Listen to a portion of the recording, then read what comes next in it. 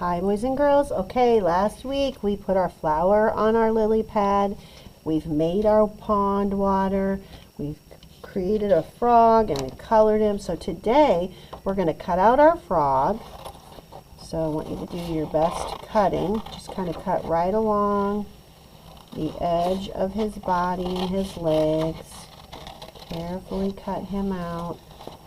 And when you get down to his feet, if you want to just bubble cut around those, you can. I don't want you to cut his toes off. So if you are a careful cutter and you want to cut each toe, you can.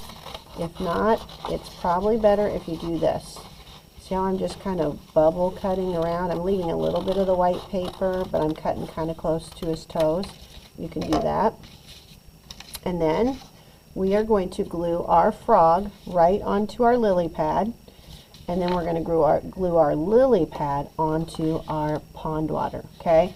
So I'm going to glue all of these things down and then put it on the drying rack. So that's your job today, is to get him glued down and get the lily pad glued down. And I don't care which order you do it in, but you want to glue them down. So dot, dot, dot. Remember not to hammer your glue. You're just going to press down. And as soon as the glue gets down into the cap, it'll start making those little dots for us. Okay? I can see lots of little dots appearing on my frog. Can you? If I tip it sideways, you can probably see them too. You see all my little dots? Yep. Okay, so all those little dots, put lots of dots because you don't want him to fall off of his lily pad, okay? I'm going to stick him down right there. Press it really good. And then try not to crush your flower, but you're just going to put dots around your lily pad. So don't press on this part right here where the flower is. Just go around the edges.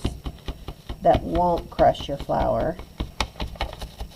I'm going to do mine just right around. I'm not doing it right here because I know that's where my flower is and I don't want to flatten my flower, but I do want to get a good amount of glue on here.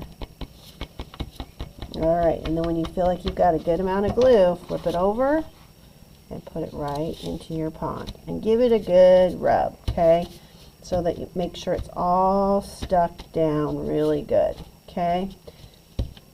And mine doesn't actually act like it's stuck, so I might need a little bit more there. If yours isn't stuck, put a little more glue.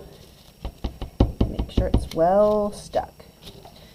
You might also have to hold it for a minute. I think mine was, I didn't hold it long enough, okay.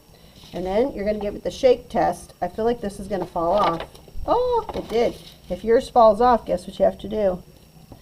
Put some more glue.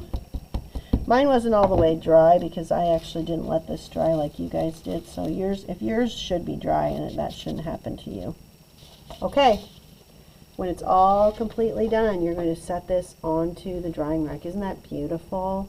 Look at my flower. I don't know if you can see how pretty that flower is. Let me tip it this way. Ooh, fun. Could even tip him up a little bit, couldn't I? Make him stand up a little. There. All right, have fun.